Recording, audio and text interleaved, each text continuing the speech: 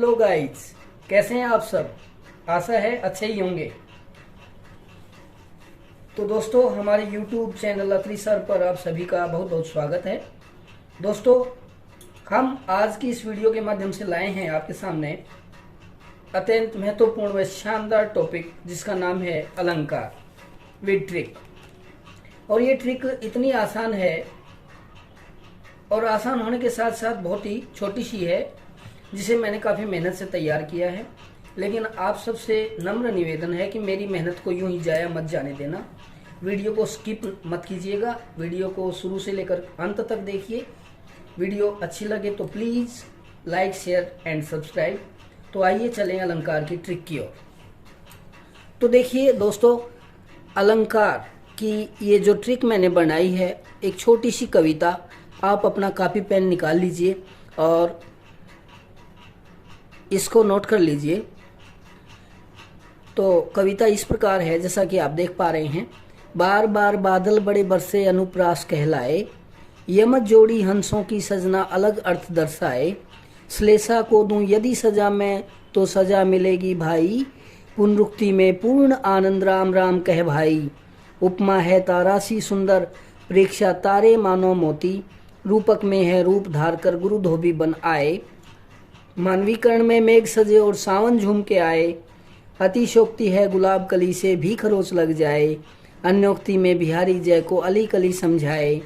चेहरा है या चांद खिला है संदेह ही हो जाए।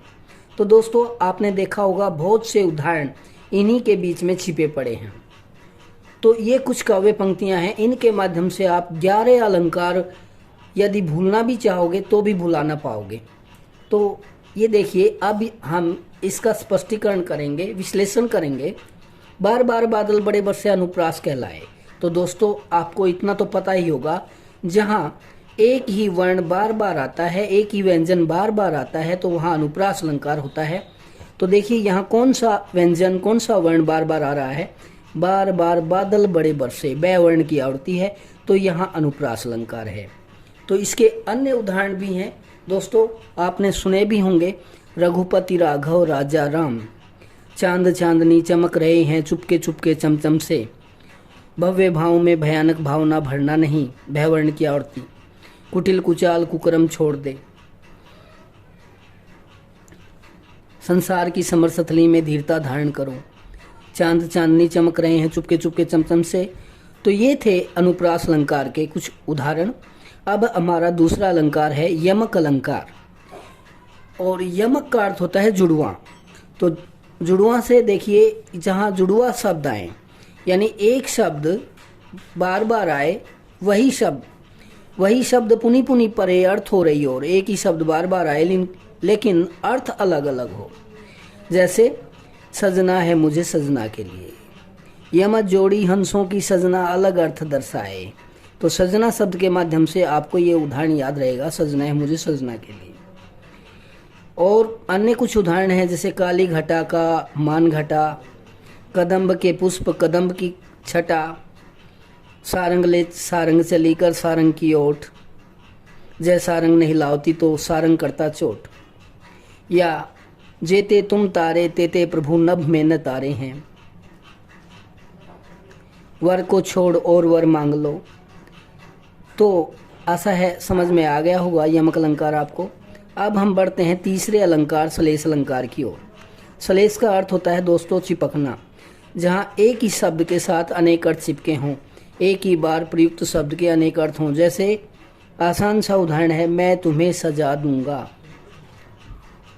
या अन्य उदाहरण है, रही मन पानी राखिए बिन पानी सब सून, पानी गए न उभरे मोती मानस चून।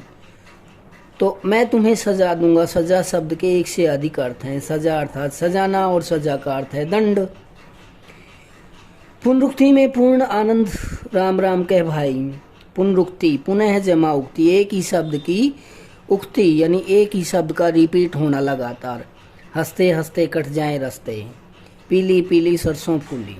तो ये तो अत्यंत सरल है, स्पष्ट है, समझ में आ गया होगा। पुनरुक्ति प्रकाश अलंकार।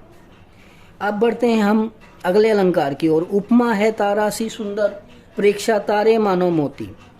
तो उपमा है तारा सी सुंदर, जहाँ दो वस्तुओं में समता या तुलना की जाए। जैसे यहाँ ध्यान रखने योग्य बातें हैं, यानी वाचक शब्द होते हैं दोस्तों सा, सी, से, सम, सरिस, सदृश, सरीखा, तुल्य, सम आदि वाचक शब्द जहाँ हो वहाँ उपमा अलंकार होता है। तारा सी तुम सुंदर, उपमा है तारा सी सुंदर, इससे ही आप याद रख पाएंगे।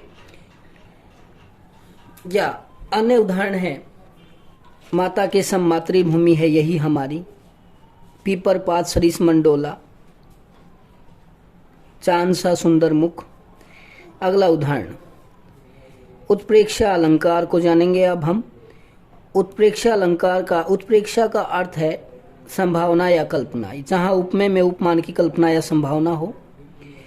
और यहाँ ध्यान रखने योग्य बात यह है कि यहाँ वाचक शब्द क्या होंगे, मानो, मनो, मनहु, जान, जानो, जनो, जनहु। तो आसान सा उदाहरण है, प्रेक्षा तारे मानो मोती। कौन सा उदाहरण छिपा है इसमें, अंबर के तारे मानो मोती अनगिन है, नेत्र मानो है कमल, हरिमुख मानो मधुर मयंक। तो ये था हमारा उत्प्रेक्षा अलंकार। अब हम करेंगे रूपक अलंकार,